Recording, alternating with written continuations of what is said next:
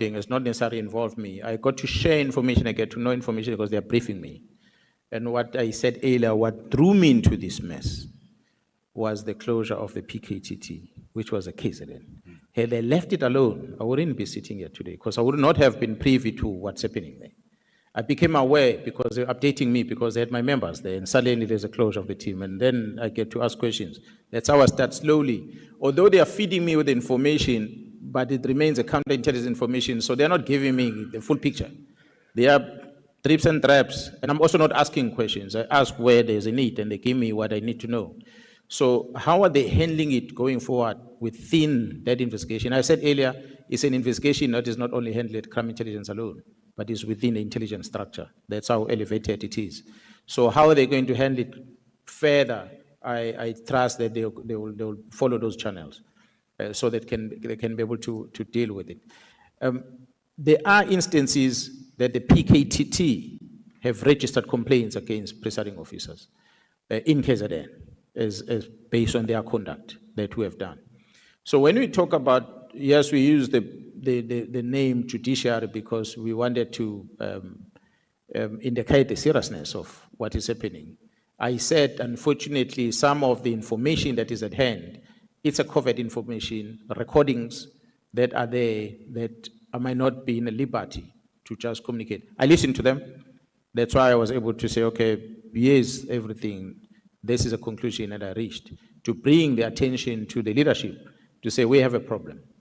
The MPs that might be implicated, and I must say up front, as I said about the minister, I'm not in a business to protect people, but I must also acknowledge that majority of the people that end up being implicated, I spoke about the letter of Minister Mkhwanazi of December, the majority of the people that get implicated on things, they arrive there by default.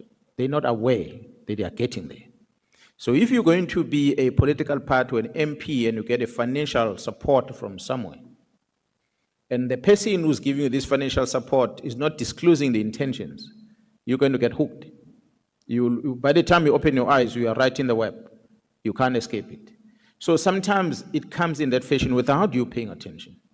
You'll invite, you stand outside your house, you call an Uber car, and the Uber come and pick you up. You have no clue who the driver is. He arrives there and he loads you in the car. You have no clue what's in the boot of the car. There could be a dead man inside, or there could be arsenal of firearms, there could be drugs in there. But when the police stops in the roadblock, who do they arrest? The driver, including you. Because we are found in this consignment of drugs and the dead body. So by default, you become, we can say we are a victim, but we are a participant to a crime. But you're not aware that you're a participant into a crime. So there are many MPs that might fall victim in that fashion. But there are some of them, few, that deliberately are part of the problem, and knowingly so. So we are dealing with those as part of the investigation that we are doing. So it's not that if we're to use percentage-wise, I cannot say that all the MPs are in the wrong, but definitely I think Parliament took a right decision by demanding to know who's financing political parties. But what maybe is missing is to know who's financing an individual MP. Because the MPs within the same political, they've got ambitions. They fund their own resources to do political campaigns so that they get into leadership positions in the political party. How they go about getting this money can be part of these criminal activities that we are talking about today. And they might not even be aware themselves because someone is helping them to elevate them to a position. So the party discloses, but the individual doesn't, because it's not everything that they disclose. So it's some of those things that might need to be looked at going forward. Thank you, ma'am. General, thank you very much. I just want to, in a respectful way, disagree with you on the decentralization of police, and especially the examples you are giving.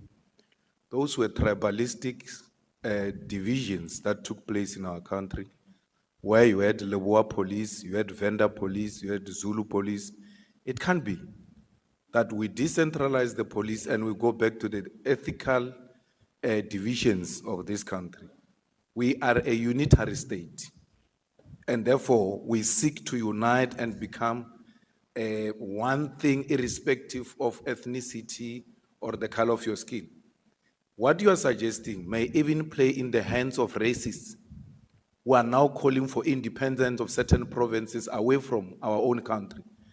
And we think that perhaps you need to re-look into it. I agree there shouldn't be one individual with so much power. But how do we democratize it without decentralizing it? I think that's a debate we can have even beyond these walls of parliament. Thanks, General. Yeah, no, thanks, Chair. Honourable Member, I agree. The decentralization might not necessarily mean exactly to be like the homeland, as it were. I use that as an example. But then I went further and I said, there are many countries, first world countries, that are structured like that. That one country has got a federal system and they've got the local system in terms of law enforcement. And certain examples, honorable members, was that to have a person at a national office to worry about an assault case in a locality, it's something that we might have to look at whether can a local police that does not have to account here be able to carry such docket. So those are the things that we might need to start discussing. Whether is it something that falls under the provincial government, whether it's something that falls under the region, if it